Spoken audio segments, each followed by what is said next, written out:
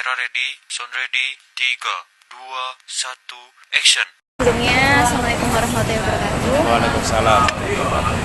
Baik, di sini kami, saya Rizky Nabila Ebrisa, ada rekan saya Nesa, kemudian ada Indah. Kami dari Universitas Muhammadiyah Gresik yang sedang menjalani tugas kewirausahaan. Jadi di sini saya ingin menanyakan beberapa hal mengenai tentang bisnis yang sedang Bapak jalani untuk beberapa waktu yang akan mendatang. Sebentar. Jadi untuk pertanyaannya pertama ini, kalau boleh tahu bisa diceritakan bagaimana awal mula Bapak merintis usaha ini? Awal mula ini latar belakangnya dulu ya. Iya. Dulu sebelum saya menikah, itu kan saya kan security ya. Security di Petro, perusahaan Petro. Setelah kita menikah, kita masih menjalankan, saya masih security itu 1 tahun. Setelah menikah 1 tahun itu, istri sudah mulai duluan buka usaha mie ayam, tapi nggak jalan. Dulu itu namanya mie ayam spesial. Yang pertama berdiri itu bulan Juni tahun 2016, itu namanya mie ayam spesial. Terus berjalan selama 8 bulan, kita mengalami collab, gak jalan. Terus berhenti selama 1 bulan, kita ganti nama, barangkali namanya kurang oke. Kita ganti nama, namanya mie ayam maju mapan. Mie ayam maju mapan 5758. Kita jalankan lagi selama 6 bulan, ternyata masih juga nggak menghasilkan yang bagus lah. Akhirnya kita berhenti, kita istirahat dulu, tapi tetap kita nggak patah semangat. Jadi selama tahun 2016 sampai 2018 awal itu saya masih security. Terus kita ini berpikir, kalau saya security terus, gimana ya? Kalau kita lebaran nggak bisa libur, tahun baru nggak bisa libur, kita kan terikat sama kontrak. Otomatis pada tahun 2018 pertengahan saya resign dari security, fokus ke mie ayam. Dari pengalaman kegagalan yang pertama dan kedua itu, kita kan yang pertama kan menyewa stand yang lumayan besar, tapi nggak jalan. Akhirnya saya putuskan, saya nekat, saya beli Tosa. Saya beli Tosa tahun 2018 itu, langsung saya keliling, kita cari market, istilahnya jemput bola. Kita jemput bola ke masyarakat sekitar sambil istilahnya itu mengenalkan mie ayam kita. Kita mulai awal 2018 itu sampai dengan bulan November kita masih keliling. Bulan November saya masuk ke stand sini, masih satu stand. Terus tahun berikutnya, tahun 2019 kita nyewa lagi 2 stand. Terus tahun 2020 baru kita sewa 3 stand. Nah, terus apa tadi pertanyaan tadi?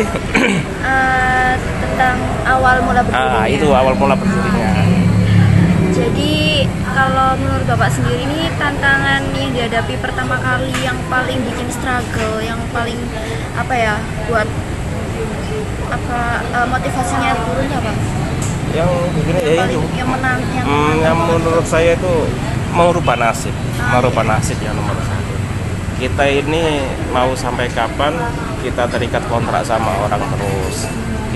Semua orang pasti pengen kehidupan yang enak, tapi ya semua itu memang butuh perjuangan, butuh pengorbanan. Ya, kita meskipun di perusahaan itu sudah gaji tinggi, tapi masa kita mau digaji orang terus? Nah, kita yakin lah, kita nekat, kita optimis, kita bisa berhasil. Jadi ya modal utama ya optimis, yakin. Baik, Baik, kemudian dari pandangan masyarakat sekitar kan bahwasanya usaha yang Bapak jalan ini bisa dibilang cukup sangat sukses ya. Di sini saya ingin menanyakan untuk pertanyaan selanjutnya mengenai kalau boleh tahu ini jumlah karyawan yang bekerja di sini ada berapa ya Pak? Yang di sini ada 4. Ada 4. Itu sistem shift. Bukan ini. Langsung kita kerjanya itu 10 jam bisa sampai 11 jam. Full time ya berarti ya. Oke, kemudian untuk omset kira-kira per bulannya berapa? Kalau boleh tahu. Kalau omsetnya kita namanya perdagangan ya naik turun tergantung. Kalau momen Sabtu malam Minggu kayak gini, Sabtu dan Minggu ya lagi naik. Kalau omset sih kita nggak bisa bikin, soalnya kita nggak bisa hitunglah, harus bisa jadi rahasia kita aja. Oke. Baik, kemudian untuk pertanyaan selanjutnya nanti akan ditanyakan oleh teman saya.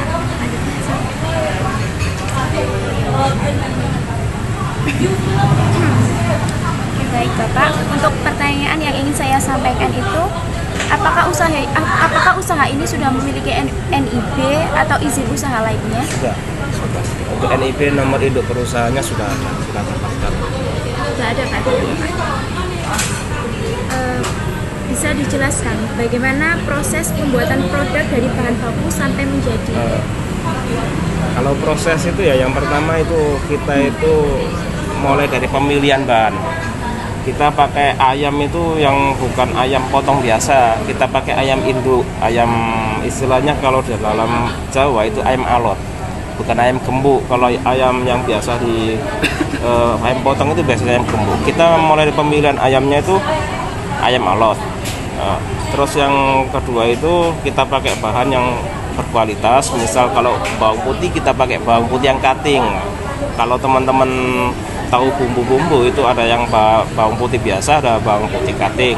Terus kalau bawang merah pun juga gitu, kita pakai yang bawang merah yang Probolinggo, yang bagus, yang kering. Kita dimulai dari pemilihan bahan yang berkualitas. Yang kedua untuk proses pemasakannya ya, kita kalau masalah ayam itu kita cuci dulu, pasti ayam kita sucikan dulu, kita bersihkan, setelah itu kita masak. Setelah masak baru kita cincang-cincang, setelah kita cincang-cincang baru kita campur sama bumbunya tadi. Sampai dengan prosesnya paling rendah itu antara 2-3 jam baru siap untuk dijual. Untuk pertanyaan selanjutnya, apakah usaha ini bekerja sama dengan supplier atau jasa pengiriman tertentu? Untuk jasa pengiriman kita bisa pakai Shopee Food, ada GrabFood sama GoFood. Kita pakai 3 aplikasi itu. Dulu itu pernah pakai, ada orang yang menawarkan jasa pengiriman tanpa itu, cuman berisiko sih sebenarnya. Makanya saya hentikan, nggak usah. Soalnya nanti hubungannya itu sama klaim-klaiman, ketidakpuasan sama pembeli gitu. Jadi kita pakai yang aman saja, kita pakai 3 aplikasi itu.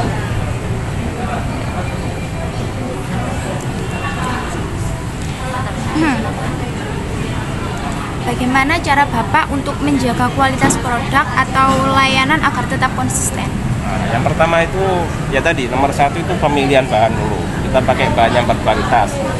Yang kedua kita pelayanan. Kita utamakan pelayanan kita itu cepat, ramah, tempatnya bersih. Terus mulai dari awal sampai sekarang itu kita tidak ada penurunan kualitas. Kita menjaga kualitas. Yang pertama memang mutu dan kualitas itu aja yang pertama.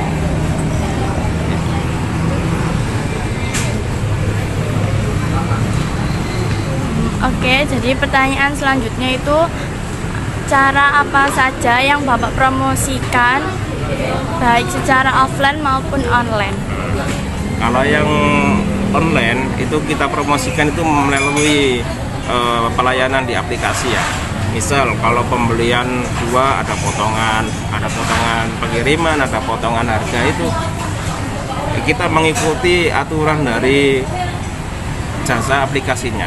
Tapi untuk yang offline kita punya promo dari pertama berdiri sampai sekarang itu eh, yang sampai sekarang tidak berubah itu yang hamil gratis di sini. Kalau orang hamil makan di sini gratis. Kalau hamil makan di sini gratis. Itu aja. Untuk promosi yang lain-lain nggak ada, sementara belum ada. Mungkin kalau promosinya yang lain cuman ya potongan harga untuk pembelian yang berapa gitu aja. Kalau boleh tahu kenapa dengan sistem promosi kayak orang hamil mau gratis itu kenapa ada asal Itu mulanya? ada historinya. Oke, kalau boleh tahu diceritakan juga. Itu awal mula dulu itu istri saya pernah keguguran gitu loh. Pernah keguguran, terus sama dokter itu sudah nggak boleh hamil sebenarnya. Ternyata kok istri saya hamil. Nah, karena di balik hamil itu kita punya kekhawatiran akan keselamatan istri dan anak, akhirnya saya itu punya niatan kita saling mendoakan untuk orang-orang ibu-ibu hamil ya. Ibu hamil mendoakan ibu hamil, berarti kita bikin yang hamil gratis supaya kita ini istilahnya kan katanya kan sedekah itu menghindarkan dari malapetaka, balak malapetaka. Makanya kita ini bersedekah kepada orang hamil supaya istri saya yang sedang hamil itu selamat gitu. Mulai dari saat itu istri saya hamil tahun 2019 sampai sekarang gratis yang hamil. Seperti dari doa banyak orang Iya, juga. akhirnya bisa gitu. Oke, terus bagaimana usaha ini menghadapi persaingan dengan bisnis yang sejenis, Bapak? Yang pertama memang tidak lupa itu pasti mutu dan kualitas terjamin ya, yang bagus, pelayanan yang bagus. Yang ketiga kita itu tidak menutup mata, kita harus bisa berinovasi. Berinovasi itu kita harus punya sesuatu yang tidak ada di tempat lain. Misal kita toppingnya kita tambahin banyak macam-macam. Kita itu ada ceker, ada pentol, ada telur, ada somai, ada kepala ayam. Terus kita lengkapin lagi kondimen-kondimennya, yang itu ada keripik, ada sawi, ada acar.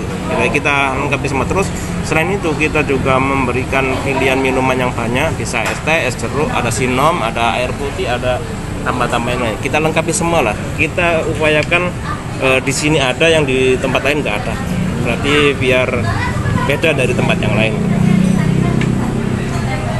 Terus dari mana sumber modal awal usaha Bapak ini? Apakah dari dana pribadi atau ada bantuan dari pihak lain?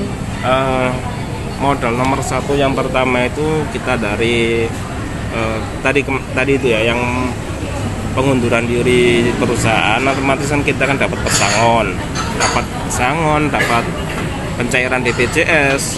Nah, itu yang buat modal pertama. Tidak lain juga ada modal yang tambahan dari orang baik. Tapi kita usahakan memang dari awal kita buka usaha ini ya, mohon maaf bukan kita anti bank, tapi saya usahakan tidak pakai pinjam bank gitu. Jadi kita bikin semampunya, kita yang organik aja, yang pelan-pelan, dari insya Allah berkat gitu aja. Jadi kebanyakan dari usaha yang Bapak rintis dari awal itu dari dana pribadi terlebih dahulu. Ya, dana pribadi sama dari pinjaman orang baik.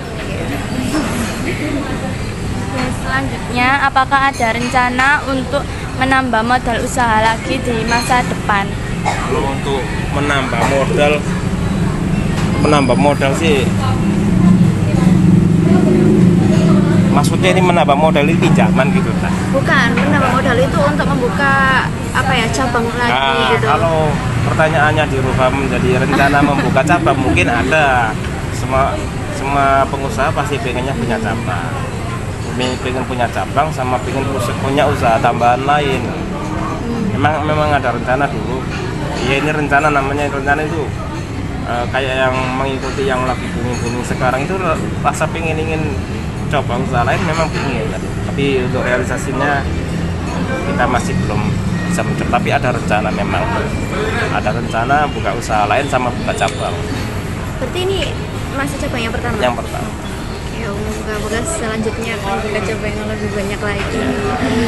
Oke, mungkin itu sudah cukup untuk pertanyaan kita wawancara hari ini. Kalau boleh untuk yang terakhir, adakah motivasi untuk anak-anak muda yang sekarang ingin merintis untuk menjadi pengusaha seperti Bapak yang sukses dengan modal dan dukungan dari orang-orang sekitar? Kalau menurut saya itu satu itu menjadi pengusaha itu nggak boleh gampang menyerah. Yang pertama nggak boleh gampang menyerah dan tidak boleh takut gagal. Yang ketiga itu ya harus optimis, yakin kalau bisa sukses gitu. Kalau usaha tanpa apa ya namanya ya, kalau kita bikin usaha terus lancar-lancar saja tanpa ada masalah, nanti nggak ada pembelajaran ke depannya itu loh. Jadi jangan takut gagal, optimis, yakin. Itu aja ya. Baik, terima kasih Bapak karena ini sangat menginspirasi bagi kami dan kami doakan untuk kedepannya usaha Bapak semakin sukses dan makin banyak cabang yang terus dibuka agar makin banyak warga yang mengenal dari mie ayam Cak Hung ini. Baik, cukup sekian dari kami. Mohon maaf apabila ada pertanyaan yang mungkin menyinggung dan membuat rasa tidak enak. Kurang lebihnya terima kasih dan wassalamualaikum warahmatullahi wabarakatuh. Waalaikumsalam. Ya, terima kasih ya. Iya, terima kasih.